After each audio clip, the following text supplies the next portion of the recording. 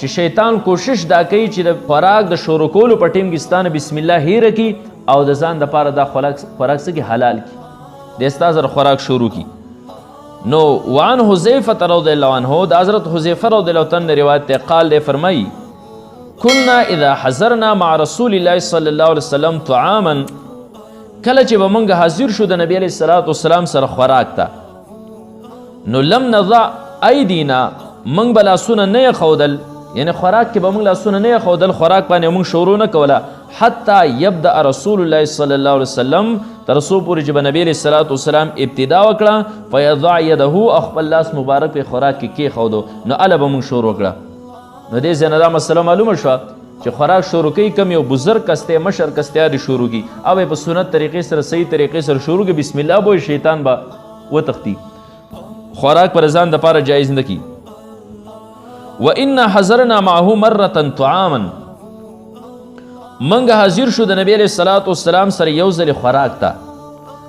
فجاء جاریة یوه جنۍ راله کأنها تدفع ګویا چې دا داسې ور دیکه کېږي سړی چې داسې شاته نه راټیلوي او مخکې را دیکه کوي فذهبت دا ماشومه لاړه را جنۍ لاړه لتضع یدها فی الطعام چې دا په خوراک کې خپل لاس کیږي دا شیطان داسې را دیکه کوله که نه چې دا اوس ورشي او د مخې سره او خوراک شروع کړي او بسم الله پې دا ونه وایي چې زه څه وکړم دا خوراک د ځان دپاره حلال کم. فاخذ رسول الله صلی الله علیه وسلم بیدها نبی علیه الصلاة والسلام د هغې ماشومې لاس ونیو. ثم جاء عربی بیا یو بانډچي راغی یو دیهاتي راغی کانما یدفع ګویا چې دی دیکه کېږي داسې دله هم څوک د شاته نه دیکې ورکوي او د خوراک طرف ته یې را ټیلوهي داسې فاخذ بیده نبی علیه الصلاة والسلام د هغه لاس ونیو. فقال رسول الله صلی الله علیه وسلم نبی علیه الصلاة والسلام فرمیل ان الشیطان یقینا شیطان یستحل الطعام ځان دپاره د خوراک حلالو الله یذکر اسم الله تعالی علیه چې د الله تعالی نوم پرې باندې وانغستی شي د طلب کوو چې دا خوراک دې زما دپاره حلال شي د الله نوم پرې وانغستی شي. وانه جاء بهذه الجاریه نو ده دا ماشومه راوسته لیستحل بها چې د دې په ذریعې سره دا خوراک ځان له حلال کی. فاخذت بیدها ما د دې ماشومې لاس ونیو. فجاء بهذا العربي نو دا عربي او دا بانډچي شیطان راوسته لیستحل به چې د ده په ذریعې سره دا خوراک څه کي ځان له حلال کی. نو فاخذت بیده ما د ده لاس ونیو او بیا رسول الله مبارک فرمیل والذي نفسي بيده په هغه ذات مې قسمی چې زما جان زما نفس د هغه په قبضه کې دی ان یده فی یدی مع یدیهما ان یده چې لاس درې شیطان فی یدی زما په لاس کې مع یدیهما درې دواړو د لاسونو سره دی درې ماشومې او درې بانډچي د لاس چې مې نیولی درېیم لاس مې ورسره د شیطان نیولی د شیطان هم درې ماشومې د لاس راوغه داسې د خوراک تی را مخکې کوو که نه چې بسم الله ونه وایي چې ځان یې حلال کم او دغه شانتې د بانډچي د لاس یې نیولی و د خوراک تی خوا را دغ کوو نو ما دوه لاس سره دې ونیولی او درېیم لاس مې ورسره د شیطان نیولی دی. نو ثم ذکر اسم الله تعالی و اکل بیا نبی علیه الصلاة والسلام د الله نوم واغسته او خوراک یې وکړه. تاسو پوه شئ نو د خوراک په ټیم کې شیطان کوشش دا کوي چې د یو ماشوم په وجه باندې یا د یو عام کس ساده کس په وجه باندې را خوراک د ځان لپاره حلال کې بسم الله تیره کي. نو کوشش دا پکار دی چې کم پوهه کس دی سمجھدار کس دی مشر کس دی دی ټول ناول شروع وکړي دغه چې بسم الله د وایي نو شیطان به پرې کې ستا سره په خوراک کې شریک نه وي. وعن امیة بن مخشی الصحابي دا د نبی علیه الصلاة والسلام صحابي دی دی د بصرې اوسېدونکی و او د ده نه مرویات درې راغلي درې روایت یو دار او دوه نور دي. حضرمی